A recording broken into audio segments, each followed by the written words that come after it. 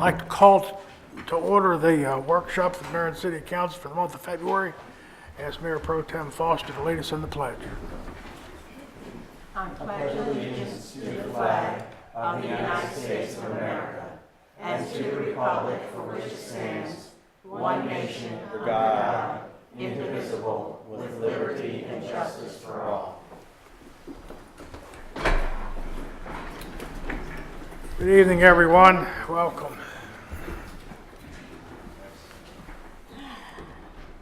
Have a fairly long agenda tonight, but I think we can move through it.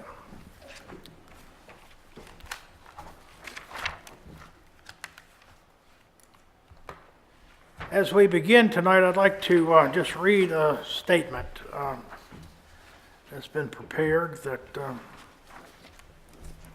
kind of address current affairs, I guess is the best way to say it.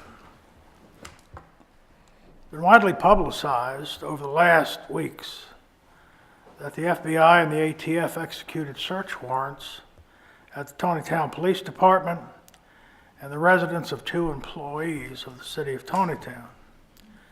Chief of Police William Tyler was subsequently placed on administrative leave and has since resigned as Chief of Police. On Monday, February the 4th, Mr. Tyler was charged in federal court with 1 count of unlawful possession and transfer of 2 Ruger .223 caliber machine guns. To date, the city has not been supplied with specific information leading to these charges. However, there are two important points I'd like to make at this time. First, the city pledges its complete support and cooperation with the United States Attorney, the FBI, and the ATF to supply whatever information is requested in connection with the investigation. We will work with the federal authorities to determine what occurred and ensure that those individuals who violated the law are held accountable. Second, it is critical for our citizens to have complete and absolute confidence in our police department. Based on the limited information available to us at this time, it appears that it was an isolated incident and is focused on the transfer of 2 machine guns. However, the mayor and the city council will meet this Saturday in executive session to discuss what additional investigative steps should be taken to ensure that there are no systemic deficiencies within our department. This is an opportunity for the city to review its policies and procedures within an aim of reinforcing that the city and the police department is following the best management practices in community policing. Our citizens deserve nothing less, and I pledge on behalf of the mayor and city council that our citizens will receive the best police services available. To the extent permitted under law, the public will be provided with information as it becomes available to the city. I'd like to thank you for your support and as we continue to work through this surprising and unexpected circumstances resulting in Mr. Tyler's federal indictment.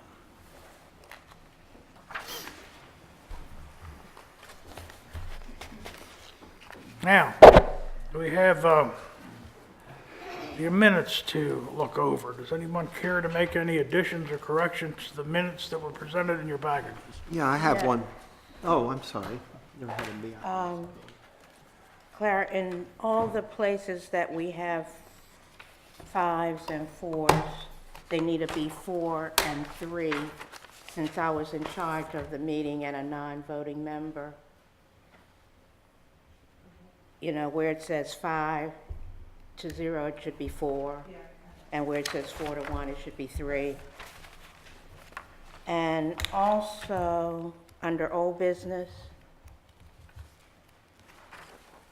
that should read, council members express that they have not made any statements for or against the proposed Taneytown. And that's all I have. Any other additions or Yeah, corrections? on the January 14th draft minutes under ordinance 09, 2015,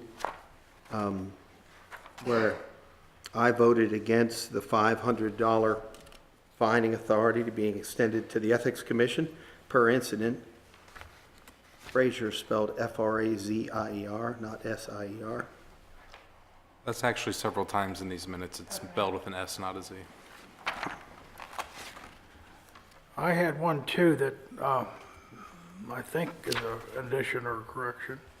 Under ordinance 08, 2018, Councilman Frazier made a motion to interject the work financial in section 7. Should that be word? Yeah.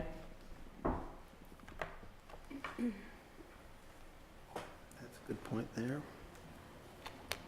Any other additions or corrections?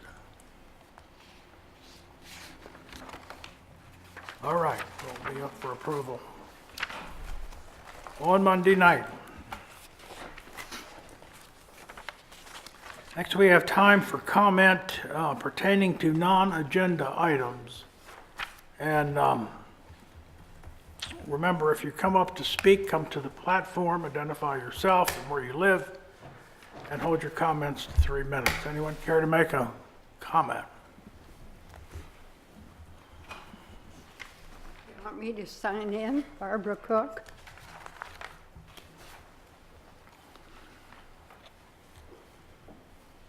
I just have 2 questions. I haven't heard anything in response to the gentleman that spoke here, and they requested putting a sports building where the creamery is now. Has there been any action on that? We've had a meeting since that time, and we're continuing to look at that, yes. Well, It's I committees feel to like be it's formed. a very forethought. I'll speak on it at another time. And then the other one is the public invited to the meeting this Saturday about, Well, it will be a closed session. There'll be a short period before the closed session where the meeting will be open, but there'll be no business conducted. So at the time we go into closed section, the public will be excused. So there's really no point in coming. okay.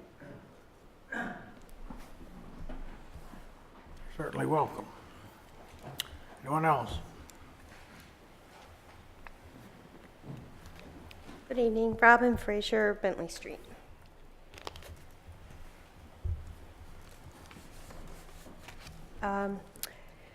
First thing is, one of the good things that has come from getting alleged violations every couple of weeks is that I get to learn about some that aren't very good. And one of the ones that was targeted to us, but didn't end up being for us because we borrowed a trailer that was on the road for 1 hour unhitched. That seems like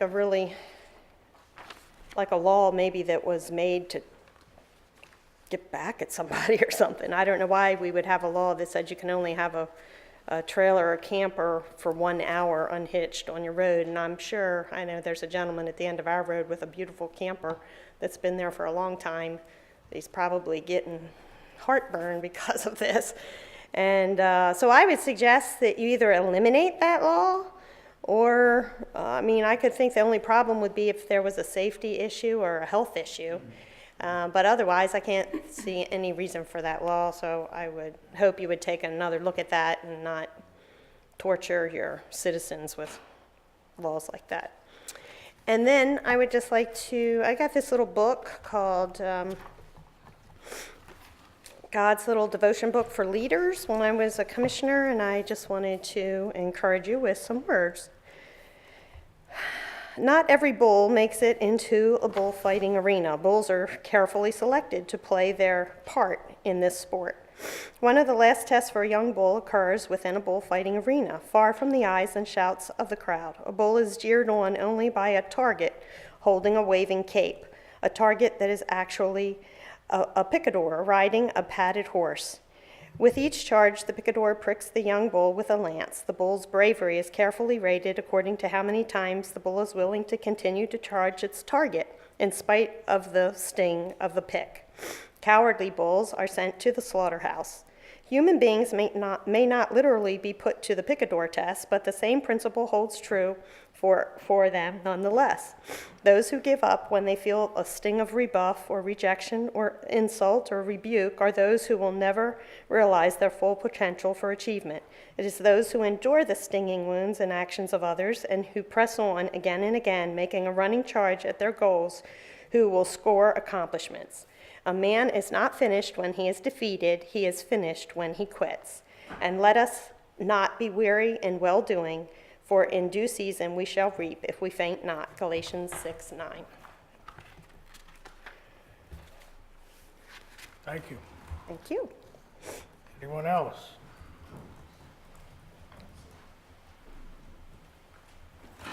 Okay, let's move on, and I'll ask council if anyone has any conflicts of interest on any items on the agenda tonight. No, sir. Sir. Good. And Monday we'll be introducing ordinance 01-2019, a fiscal year 2019 operating budget amendment number 2. Does anybody have any questions on that? Or would anybody like to offer any comments on that? Can we get a quick overview, Jim? Sure. If you were to do the math real quick, you'll see that the increase in the revenue portion comes out to $98,284, which is the exact amount for the expenditures portion as well. So it's a net revenues offset the change in expenses.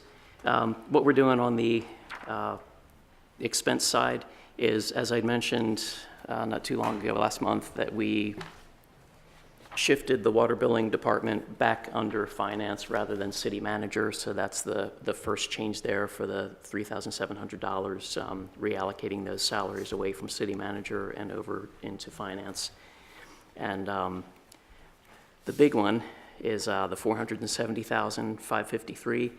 That is the O'Brien Avenue Bridge project, and it was initially put under stormwater management, I suppose, because it's considered a phase of the Roberts Mill Run stormwater management retrofit.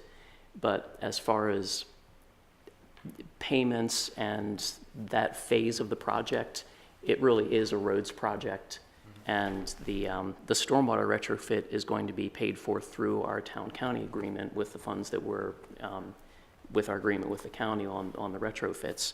So we determined that it was a better fit to move that over into the streets. I think it more accurately reflects things. And we also may be using her money, highway user revenue, towards that bridge project.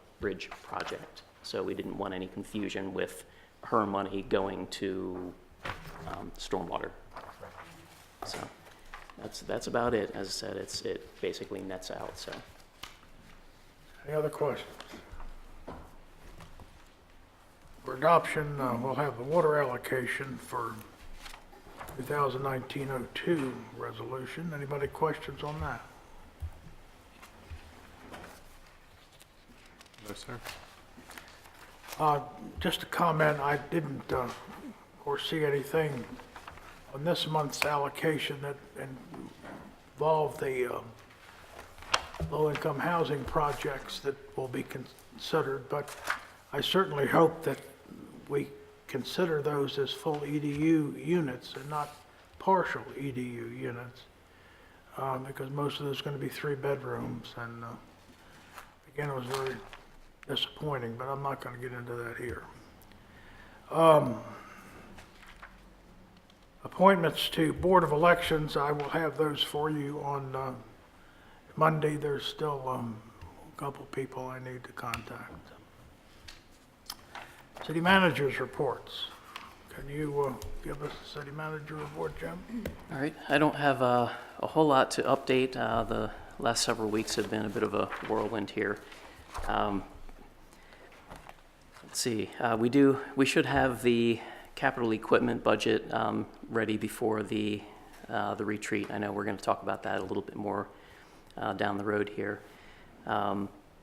Budget work is coming along very nicely. Most of the departments have submitted their departmental budgets to the treasurer, so she's starting to piece together that puzzle.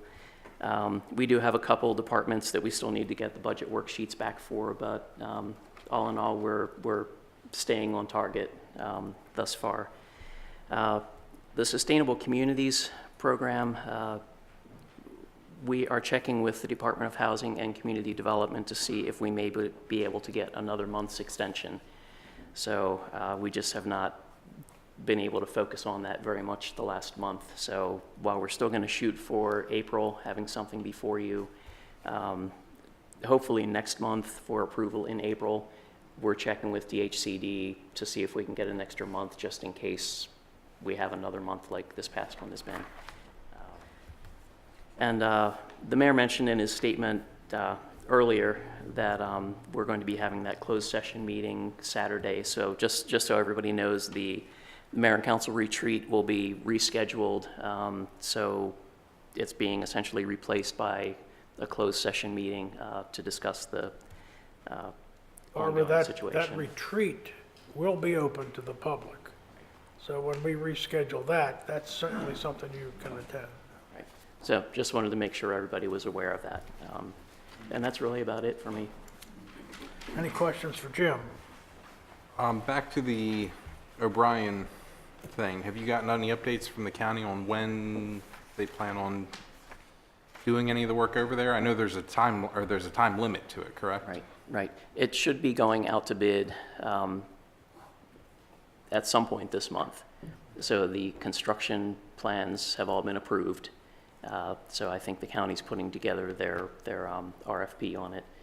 So hopefully we'll have some numbers for that within the next month or two. I don't know how long a period they're going to have the RFP out for bids, but it is moving along. And we'll be meeting with staff from the Bureau of Resource Management next week to try to nail down,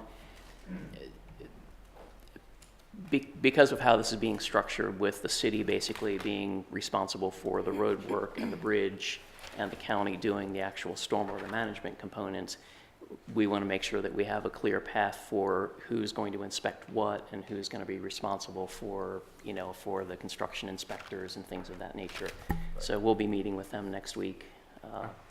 And a little bit of a tangent, but we'll also be discussing our next retrofit project, which is the Trevanian Terrace stormwater pond retrofit. Right. So that's in the early stages right now, but we'll be getting some information about that next week as well. Great, thank you. I had a question. I had done some figuring on the Planning Commission meeting in late January regarding this low-income housing.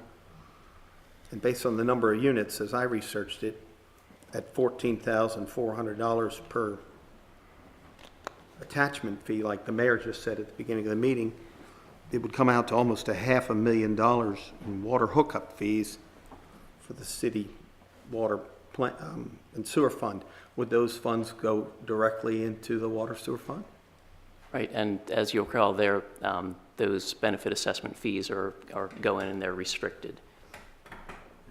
Right, they're restricted, that's right. It's about $500,000 for that. Yes. Okay. Any questions on the departmental reports?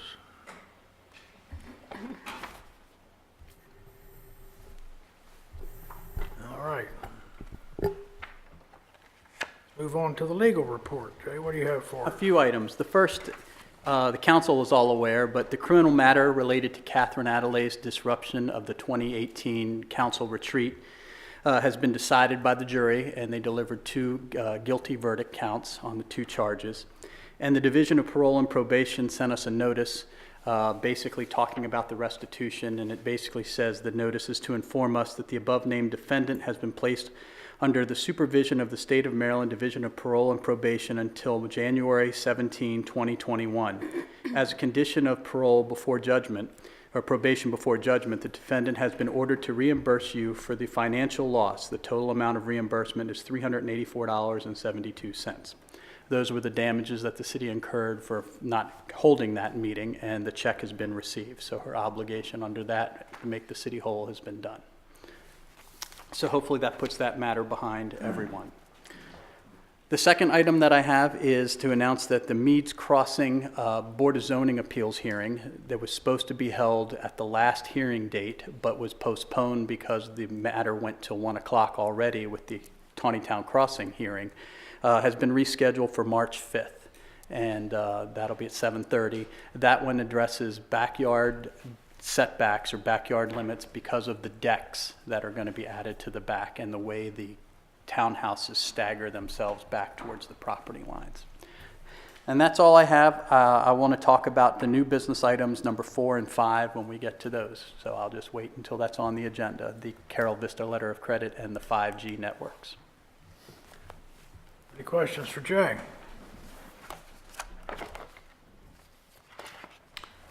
All right. Then there's one item of old business tonight, and it's one that we've talked about for several months now, and it's finally starting to move forward a little bit. Last report, we were considering looking further into this project, but we needed a site for it. And we've been able to identify a site. A landowner has graciously donated the land that's adjacent to our downtown, and we'll be exploring the further possibilities of establishing this memorial here in Taneytown. It's my intention to form a committee, first to examine the preliminary aspects of whether or not this is a worthy project and is something we need to go forward with. Second of all is to kind of flesh out some of the details. Councilman Vigliotti has been very helpful and diligent in providing me with some detail on some of the tasks this committee should be charged with. I'm anxious to start that project as soon as possible. You know, it's inevitable that with a project, any project that's involving the war between the states, it's going to cause some people concern. And one of the things that I want to assure you that both the developer and the planner, Mr. Castile, and this council are concerned with fairness and honesty in everything we do. This the desire is to tell the true story of this conflict that has rocked our nation, and still 170 years later, 160 years later, we are struggling with it. And that in itself is a reason for it to be remembered. I encourage you, if you're approached to serve on this committee, or if you have a desire to serve on this committee, to certainly get in touch with me. I would like to serve on that committee. Very good. And we will try to form this. We can't have a 50-member committee, but maybe a 9-member committee or something, but we'll come up with something that's in between.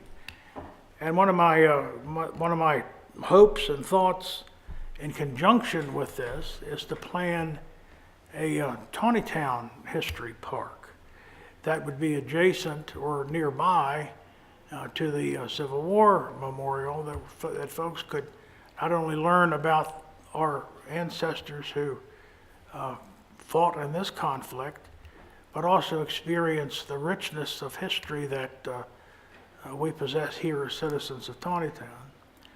And I think it's a tremendous opportunity for us to do a lot of things. You know, the idea of a bypass is something we've talked about a long time ago. An event like this a project like this that would attract the number of visitors that we were anticipating would be probably the biggest ace in the hole that we possibly could have if we ever dreamed about getting a bypass around Taneytown. But these are just kind of fringe benefit things.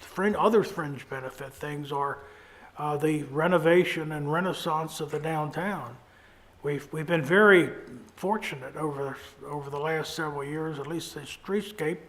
We've had many businesses attracted to our downtown. We have one opening just tomorrow, right here, right across from the Country Kitchen, a new pottery facility that's going to be exciting for all involved. So the project is not only the Civil War Memorial, but it's also the Taneytown History Memorial. It's also the downtown revitalization. It's also the bypass. There's all these things tagged together.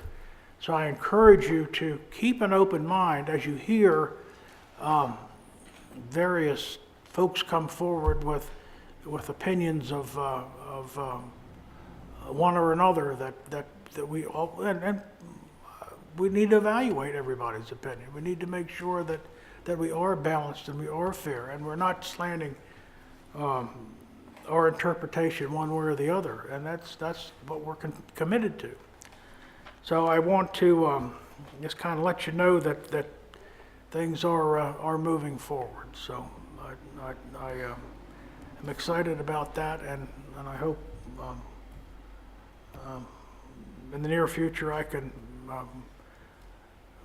announce the committee that's formed, and certainly we'll meet. I would say there would be open meetings that anybody could want to participate, could participate. So that's what I think's coming up. All right, anybody have any comments? I would like to make a comment, Mr. Mayor.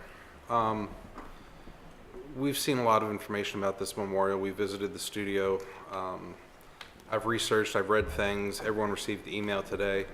And I think I would have regret if I didn't say now that I am wholly opposed to this memorial in Taneytown.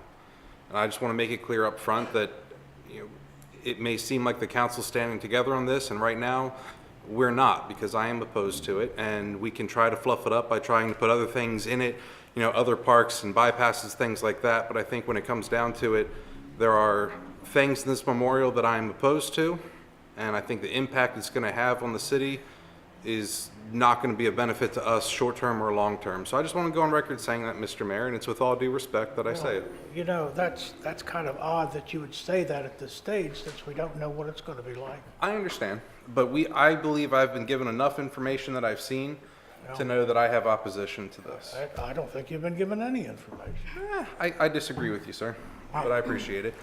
All right, everybody's Well, entitled to their that's opinion. certainly- See, these are the kind of things that will involve The committee. deliberation from the committee standpoint.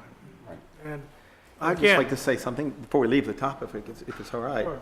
All right, We had a chance to walk up through Uniontown on a Thursday night visitation and read the plaques that sit at the junction of Trevanion Road in front of a historic home. This is a uniquely special place, Taneytown, in the formation of the Gettysburg battlefield. And the number of visitors I've reviewed that go to Gettysburg each year, and the desire of most Americans to visit that historic site is pretty significant. And I'm very excited about the fact that the large portion of this is funded by the people who came with the offer. And so that's why I'd ask if you put me on that committee. I think I know a little bit about the Civil War. That was taught as a mini course at our high school, taught by Mr. Eby, and been a student of the Civil War. And I'd like to be able to encourage us to move forward, especially learning now that this piece of property, I don't think we're ready to disclose that, but it's been donated to us, and that's pretty significant. And so I'd like to encourage you to pick that committee as soon as possible so we can get information out about it. Probably the and proper make some way to say decisions. that is that the landowner has agreed that this would be a benefit and is willing to donate the land. I think It hasn't that's been donated remarkable. yet. I think that's remarkable. All right.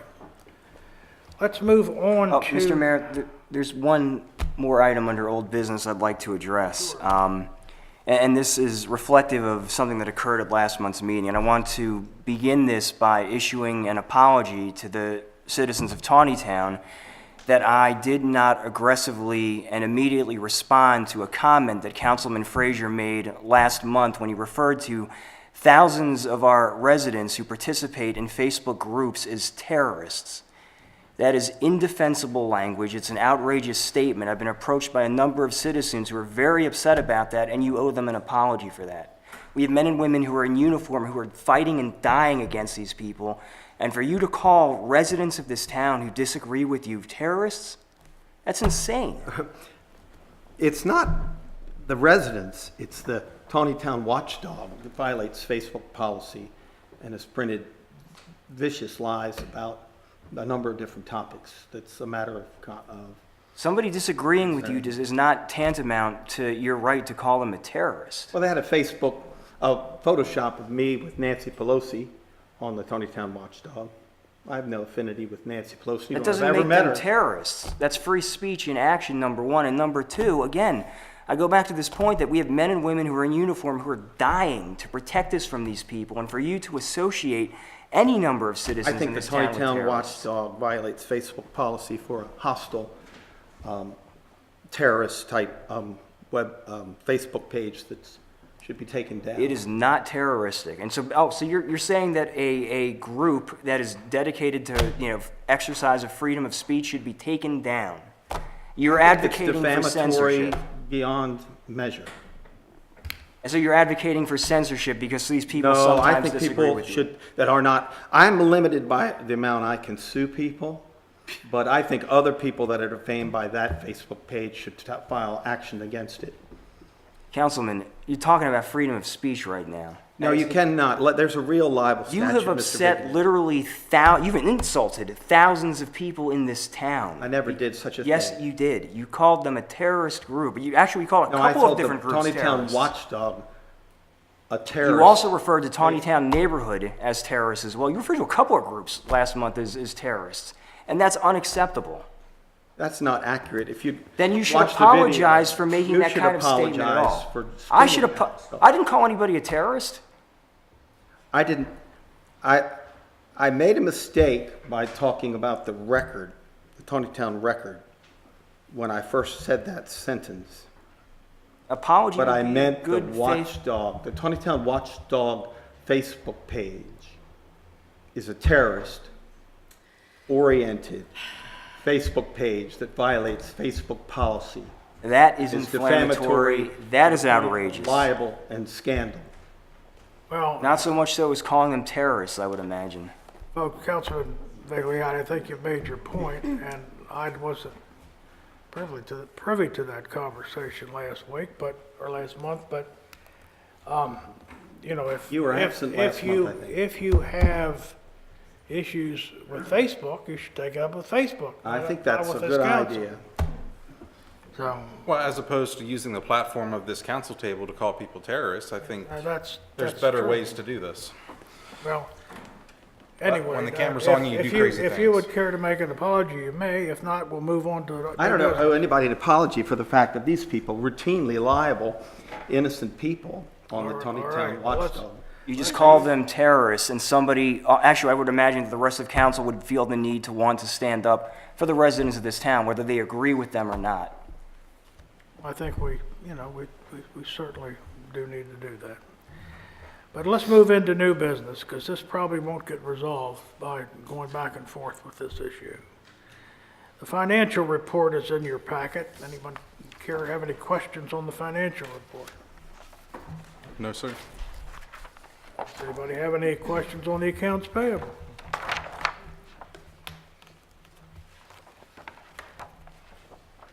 Those will be up for approval on Monday night. Maryland Municipal League Summer Conferences. I guess we have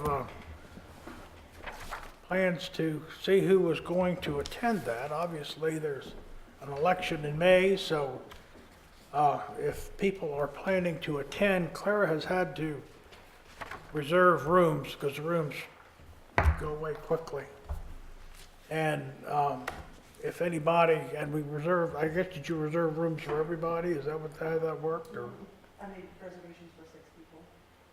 So what you need is our intent, whether we're going or not going and who's going with us. I do. Okay, so be prepared to let Clara know that Monday night.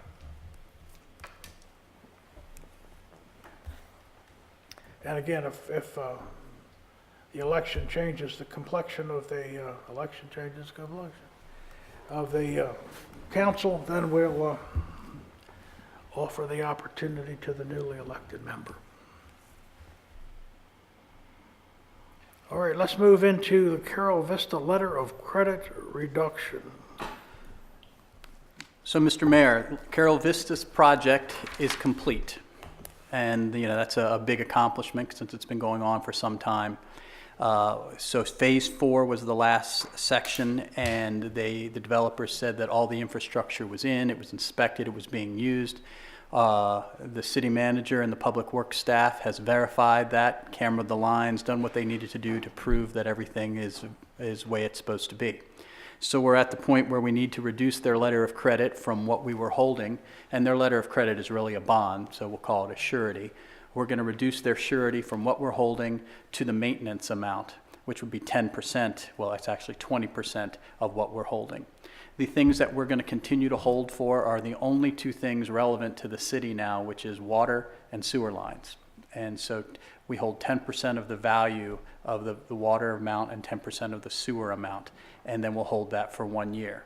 So for Monday's meeting, we'll have the exact numbers for you of what that 10% on each one of those is, and then we'll be able to make the vote to let that happen. Okay, any questions? How about 5G small cell update? Well, the mayor probably knows more about this than I do because he's been attending all of the seminars in Annapolis. I'm not going to tell you about what's going on at the state level. I'm going to focus on what happened at the federal level and what our time periods are and what our solution could be. So as you recall, we changed our zoning ordinance last year to make sure that any kind of poles or facilities or things like that would be covered under our zoning ordinance, but we had to adopt some type of ordinance, which we already named a chapter after, that would deal with how you're going to review these and what regulations small cells would have. So we talked about, and everybody's familiar with small cells, that's the passé word now. Now it's called 5G. They're synonymous, so when we say 5G, we're talking small cells.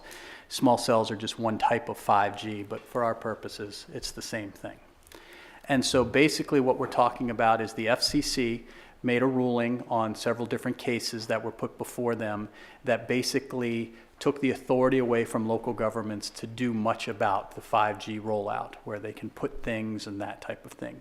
You cannot simply say it can't happen. So you have to regulate them in a way that largely deals with design standards, how they can look, kind of how high they can be, where they can be located as far as on the streets, and then the technical things that go along with it, how far away from the curbs, how far away from the buildings, those types of things. We can come up with what we would call a franchise agreement, but what probably would be called a right-of-way access agreement for them. And you're familiar with franchise agreements because we have that with the cable company, and that's where the company puts these things in, writes an agreement with the town that basically talks about the terms of what they're going to do. Insurance requirements, bonding requirements, those types of things. So we would have that in place as well.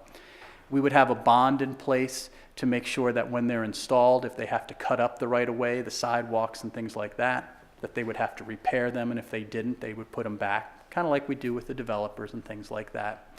And then there would be an application fee that they would pay, or you could call it a franchise fee, but there would be a fee that really the feds have said can't exceed $270 or your actual costs.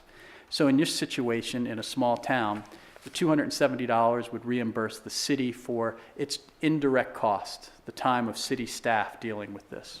So $270 is what it can be. It can be less, but it can't be more.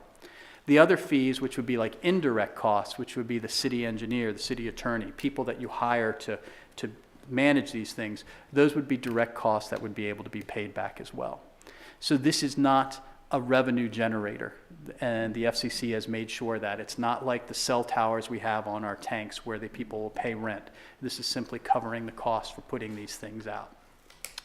So what has to happen is we need to adopt an ordinance that deals with the skeletal framework of a process that people can come in, and people by that, the smell cell people, and apply and get an answer on their application after it gets reviewed.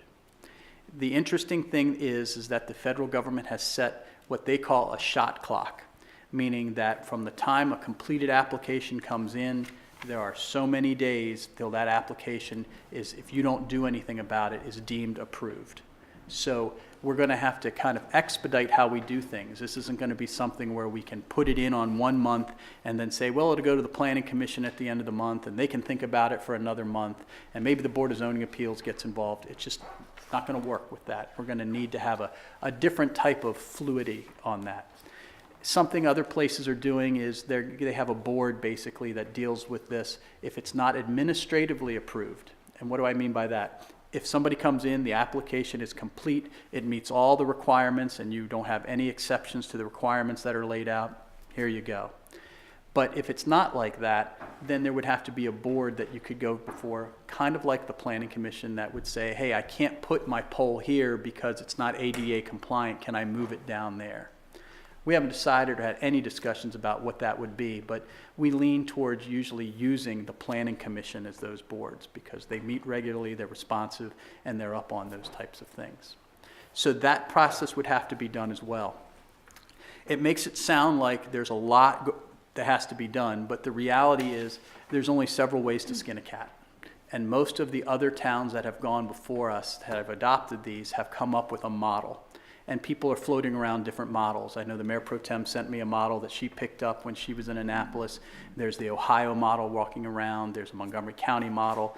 And they're all pretty much the same. But it's just like anything else. They're not going to fit us exactly. You know, it's not one size fits all. It's more like one size and trim to make it fit your own little place. So what we're going to do is, I haven't given you the closer here. If we don't have something adopted by the end of April, we cannot enforce design standards if anyone comes to us after that period of time. So we have to have something adopted by the end of April, which us will work fine. If we get you something in March, we have all of March to hash it out, and then in April, we adopt it. Realizing that this technology is changing, even the people who are doing 5G don't know exactly how they're going to do it. So the thought in your mind should be not in perfection on day one, but getting something established, getting a framework that will work, something that will just be in place that could work. And then as the technology changes, we would be able to get the benefits and move that. And just so you're clear on what I mean by that is that no one is going to come to Taneytown first to do this. Right? They've gone to Westminster first. They go to Baltimore. They go to the big populations just because of the kind of technology we're talking about. So you keep an eye on this so that when the people in those other areas make changes to their ordinance, we'll basically be able to do that. And of course, there's still a state implication here involved in the fact that the state could preempt everything. I don't know if that's likely. The mayor can give you the update from the legislative committee. But that's at least the game plan. That if we don't have anything, we're kind of going to be out of luck. So we really need to put something in place and realize that if you go through every word, you'll say, well, you know, this might not make sense or this might not be exactly what you want. Well, you'll have a month to kind of come up with that. And then we go from there. Is there any questions that I can help? Or Mayor, do you need to expand on any of the things that you've heard? Basically, I'd like to maybe just add a little bit, but basically what you said is exactly what I heard. With the exception that I heard April 15th rather than the end of April. But anyway. Right, tax day. Everybody keeps that in mind. We had a 1-hour session that the attorney from Baltimore spoke on this issue. Over 70,000 poles in Baltimore are subject to these towers. Can you imagine? And the idea is that these things have to be could be like 100 feet apart. And the fact that each carrier has to have their own tower. So think of the mess that this could be. The one thing that was encouraging was that the only way that these could be regulated, like Jay says, is through aesthetics, the way they look. And it was commented that, well, you know, we brought up, what about if you're in a development that has underground utilities? Well, you can require these to be underground. So that could be part of the standard that we develop. And it's a scary thing. I just can't imagine the clutter that this will cause, no matter what they look like. But there's really not much we can do about it. I passed out a sheet that compared the FCC points with the legislation that the Community Coalition is presenting. Community Coalition are people like MML and MACO and NLC, the people that wear the white hats. The Black Hearts, the wireless industry legislation, is on the other side. So you can kind of compare the two and see where we're coming from. But there's no guarantees that the Community Coalition legislation is going to prevail. And we'll just have to deal with that when it comes. But like Jay says, we've got to have these aesthetic guidelines somewhat in place by the deadline. I had a question, a follow-up question. To what extent are we waiting on the legislature before we can go forward with this? Not at all. We're going to just do our thing, and if the legislature does something different, we'll adapt. But we have to have it in place by April 15th, and Sine Die is a week or two before that. So Yeah, this is independent. It's got to be done right away. I mean, Well, perhaps you mentioned a committee that just dealt with these cell towers. Perhaps that could be a subcommittee of the planning folks, since they know and have experience doing this type of thing. That's a good idea, that they could have it needs to be nimble, I guess. Yeah, So- and, you know, meet as needed. one other exception they did mention, besides the aesthetic quality, is that safety could be an issue. So if they were proposing to put this equipment on a telephone pole that we felt was unsafe or obstructed the roadway or something like that, it could be restricted that way. But the point that was made that ain't gonna happen. The only way we're gonna control it is through aesthetics. And I'm sorry. No, go ahead. I'll just follow up. I would imagine that companies would be resistant to the idea simply because it would cost them more money. But if what the mayor said is accurate, that 5G can be done underground, is it possible that that's the simple skeletal framework that we require from the vantage point of aesthetics, that we require everything to be underground? Well, it's like anything else. It could be done underground. The problem that you have is there's really two components to three, really. There's the fiber optic line. Okay, so if you don't have fiber to your town, this is not relevant to you yet. You have to have fiber. Well, we do. So that's number one.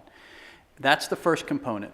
The node that connects to the fiber, where all the boxes and things are, that can be underground, technically. But the antenna will always be above ground.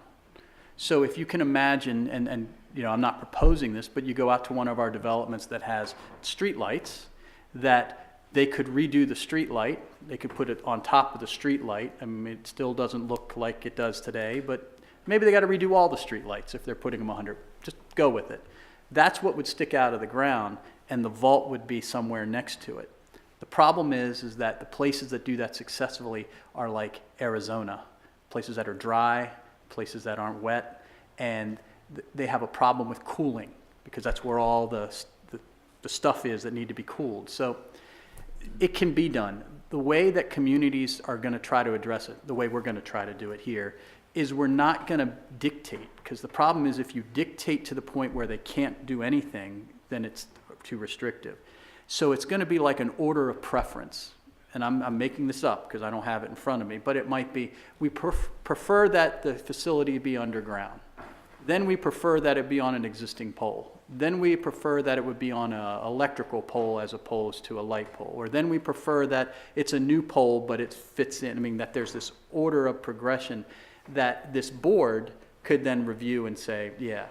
One of the ordinances I looked at was interesting. You know, you say you don't want a pole. Most people say, I don't want a pole here because it's going to look terrible. Well, one of them said, if you're going to do it every, we'll say 100 feet, that won't look too bad if they're ornamental poles that are going every 100 feet. It's the way a town to be able to get hang banners or things like that, that you could get something else out of it. My concern on a practical level is twofold. One, maybe this will never be an issue, because by the time 5G rolls out, 6G will be right behind it, and the technology may change. So we need to make sure that when poles are put up, not necessarily attachment to existing poles, but when new poles are put up, that they are somehow limited in duration or scope. You don't want them to put a pole in for 5G today and then say, oh, well, we're going to use this for autonomous vehicles. And it never, you know, they always have this footprint that they can start using things in the city. Fight one battle at a time. So then do we say, like, you know, within that order of preference, we say, you know, we would prefer that this antenna be used for X, and we would like you to declare that it would be used for X, and when it's done being used for X? Well, we're in the gray area no matter what, so we might as well say what you want. I was thinking that in the franchise agreement that you're going to have with everybody that put ones up, you'd have an expiration date so that they'd have to come back in to renew the franchise agreement, and that would allow us a new opportunity to see what's the latest technology. I mean, these aren't every year. Let's say it's every 6, every 10. It forces them to come back, and we can say, hey, we're not going to allow this type of thing because they've reduced it to this big, or something to that effect. The second issue that we're going to have is one really of public education and public ire. As the mayor indicated, I told you, there is not a lot we can do. You know, we can nip around the edges, but if they want to do it, they're going to be able to do it in some form or another. I think it's important that we build in a notice provision, that this is happening. And I'll give you the example that happened in Potomac. People were away for a month, and they came back, and there was a pole in front of their house. No notice, no nothing, no. And technically, they didn't need to. There's no regulations at that point in time. But it's kind of like a Board of Zoning Appeals case where you notify the contiguous property owners about what's going down. This wouldn't be the same way because it's in a right-of-way. It would probably be like a radius, you know, so many feet in a direction. You'd have to, we probably wouldn't want to send the notice. We'd probably make them send the notice and certify that they did, tell them what the notice is.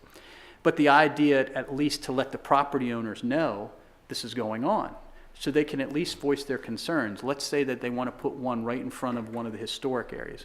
When they first came to town years ago, they wanted to put, I forget, it was an obscenely high pole right at the corner of Antrim. I don't know, it was like 50 feet or higher or something. Antrim should know that that's going to happen. Antrim should have an opportunity to come in and at least say, this is my concern, is there anything that can be done? Realizing that we're probably limited in what we can do, but I still think people should know instead of just happening.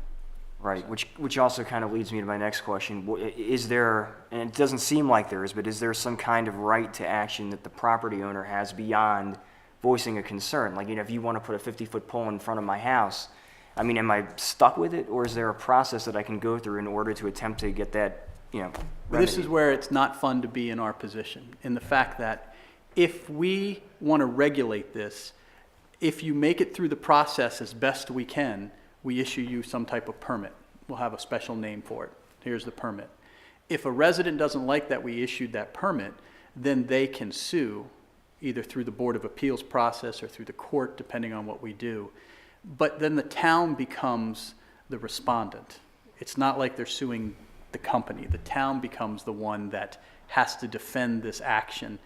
And it puts us, we're all in the same boat, but it puts us in that kind of situation. So right now, nobody's figured out a way to be able to get to be the other side. So it's basically somebody else is coming in, putting something up, but then we're liable for it. No, not liable is maybe not the right word, but we're responsible for it. We're going to be the bad guy, Right. because we issued the permit. We need to do everything we can to make these things as appealing as possible. And no matter how appealing we make them, somebody's not going to like it, because beauty is in the eye of the beholder. What I like, somebody else may not. One troubling statistic, scary statistic, is that last year we defeated this in the legislature. They withdrew the bill. In only one other state did that happen. 22 other states passed this legislation kind of along the guidelines of the wireless injuries recommendations with some tweaks. The only other state was California. So Maryland and California, the only two that have resisted so far. The comment about the underground stuff in Arizona and so forth came up. And the guy said, well, that's not really true, because Ohio's got it in theirs, Massachusetts got it in theirs, and things like that. So that's something we probably should put in, because there's been a precedent. So the plan is that internally we're going to do, we have a lot on our plates already, but internally in the next 2 or 3 weeks, we're going to turn something around so you can have the best work we have. And then if you feel that it needs a lot of attention or it needs some concerns, then sometime in the month of March, we'd need to get together to talk about it, either in a small group or however. Because if you don't adopt it in April, then there's no point in doing it at all. You miss the deadline. Then we're out of luck. So, We're at the mercy of the industry, right, or whatever legislation comes out of Annapolis. right. All right, so that's fun. Well, I just am not clear why the deadline is in April. Why is it April 15th, the deadline for us That's to what take the action? FHA said, The FCC. FCC. or They- FTC. Yeah, the FCC, their regs were stayed for a few weeks, and then the FCC overturned that in January, so their regulations they passed are effective, and then in April would be the date that you'd have to comply by the design. They gave a period of time, so. That's what I thought. Thank you for clarifying that. All right, assistance for, but we'll have We time have- for your comment. There's a place on the agenda. Assistance for federal employees. Jim, do you want to talk a little bit about that? Sure, just, it may be a moot point right now, but Maybe not. may, yes. But Let's hope. we've seen some other entities offering assistance for federal employees who have been impacted by the government shutdown. And we've emailed a little bit about this, but I would just like Monday night to get a motion and vote to waive late fees when federal employees might have to make payment arrangements. Payment arrangements are nothing new for us. We do our best to work with people who are having trouble with their water and sewer bills, but those late payments do usually include a late fee. So in this case, the special action, I guess, would be that we would develop a payment plan for somebody without there being any kind of penalty involved. So I would just like to have that officially on record for Monday night. Does that require council's approval? It seems more like an administrative thing. I think it would require the council's approval.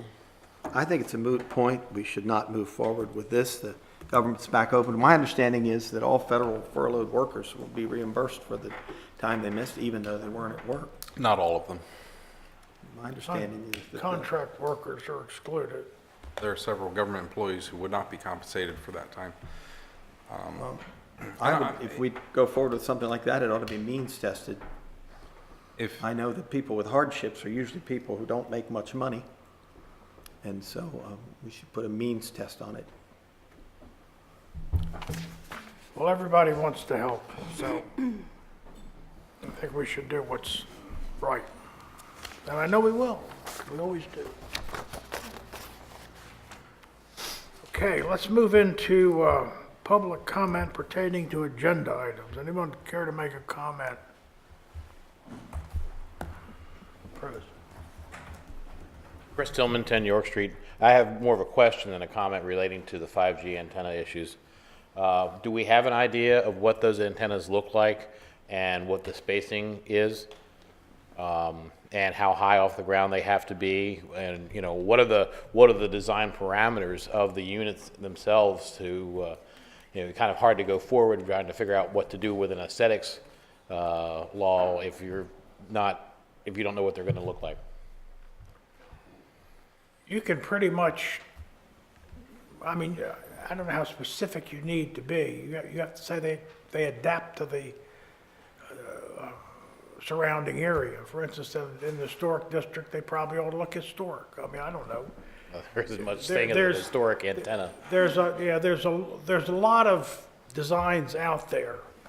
And I think we can, you know, once the rules are established, we'll be able to look at these designs and probably add them into the law as we go. But I don't know that has to be done right away, but we have to. They had pictures at the conference that I was in, but it was, you know, some were terrible looking and others didn't look that bad, but. I know, like in They the all city, look like in the I city was- of Baltimore, there's and actually, and I believe there's some even in Westminster, you know, where they've put up the local Comcast has done the local Wi-Fi, so they have their Xfinity services everywhere, and so every couple of blocks or block and a half or whatever, I don't know what the spacing is. There's a white box about that big hanging on various utility poles all over the city. You know, is that what we're talking about? The attorney that spoke to our group, the mayor's group, said some units are as big as I am, or as big as you are. And, That's not- and others, and that's pretty big. Yeah, I said that's not encouraging, Mr. Mayor. I agree. And, but then others are much more trimmed down. And again, they design them where the antenna's up top and the box is at the bottom, and it's not as obtrusive, but it's, again, the designs have to be aesthetically pleasing for the area that they're in. And I don't know how you write that in an ordinance, but Well, that's We kind need of to the do question, that. and that, you know, how do you know how to write it into an ordinance if you don't know what the parameters are? Well, think of it the same way as you start writing ordinances for developments. What you'll allow. You don't know what the houses are going to look like, but you can sort of dictate how you'd prefer they look. You know, in the future, houses could be completely different from what they are now, so we just kind of have to build it in a way that we guide it to what we prefer. That would be how I would kind of you say could that. put language in it that would maybe give you some wiggle room to develop these standards as you go, I would think. It'll be a thorny issue one way or the other. But it's not an easy issue.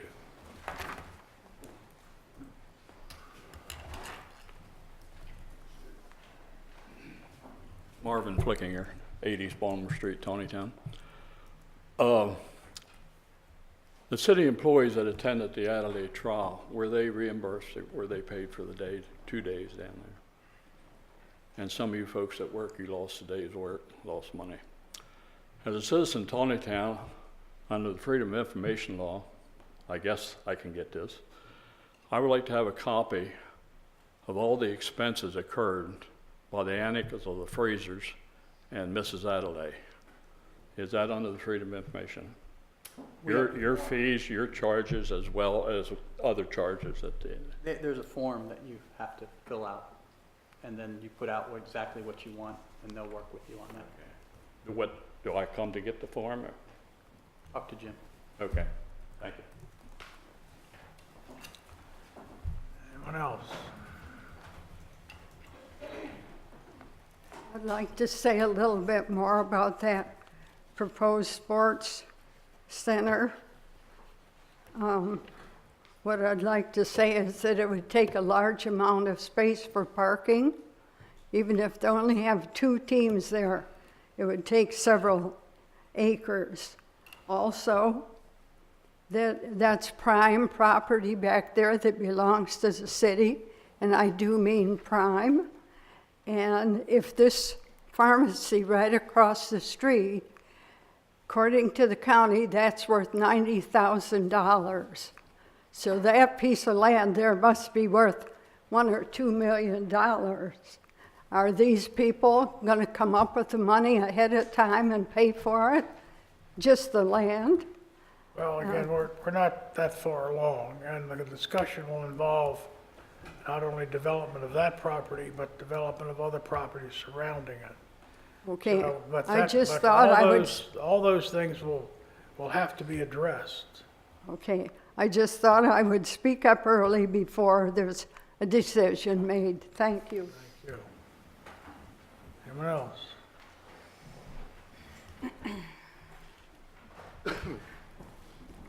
Carl E. Ball, excuse me, Roberts Mill Road. A couple of things I'd like to say this evening. This town is certainly used to drama, at least over the past few years it's been used to drama. But we've really had a major item this past month. And I really would like to thank the people downstairs that work in the office, and Jim, you in particular, you got a bomb dropped on your lap. You've done well, amazingly well. And take this back to the folks down at the police station. They've done well. We thank you, and we're behind you. Not everyone is a bad apple, so we do thank you. The other thing, if you're looking for people on the Civil War thing, do it. Anyone else? All right. Oh, Robin's coming. Okay, Robin. Robin Fraser, Bentley Street. Joe, I really can't believe your comments about free speech. This mayor and council has done amazing things to squash free speech. You attack opponents with various city violations, not just council members, but others who have a difference of opinion.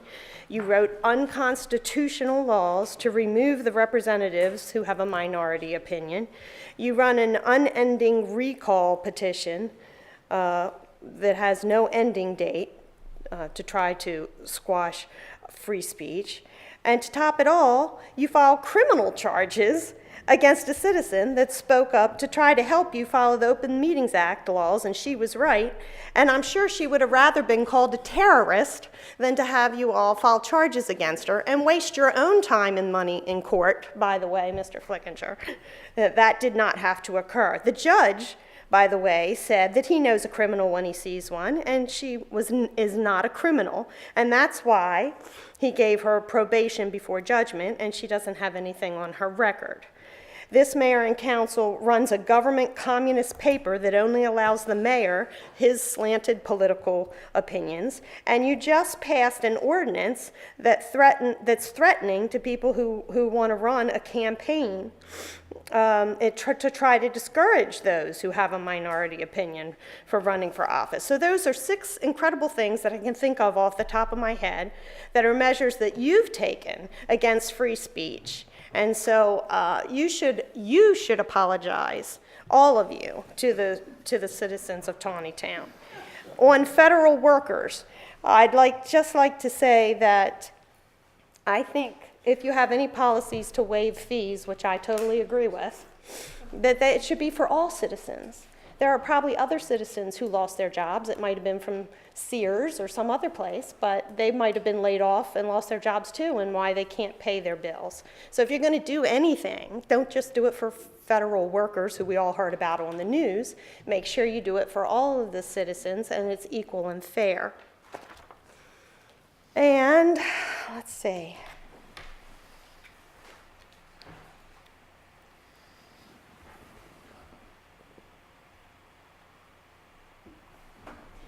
I also wanted to say, just quickly, I have 29 more seconds. On the police side, I know that when the letter first came out suggesting that there were some problems in the police force, that Don had talked about, perhaps it was a time to look at other alternatives. And with the budget coming up, maybe you should take a look at how much it would cost for the sheriff's deputies instead of a police force, or to have an elected chief of police, so there's no politics involved. Thank you. Well, thank you very much, Ms. Frazier. Isn't free speech wonderful? 3 minutes of hogwash, and she could say it, and whoever I just sat here and just took it. Isn't that great? All right, that's what America's all about. You didn't arrest me. All right. Anyone care to make a motion to adjourn? So moved. In favor, say aye. Aye.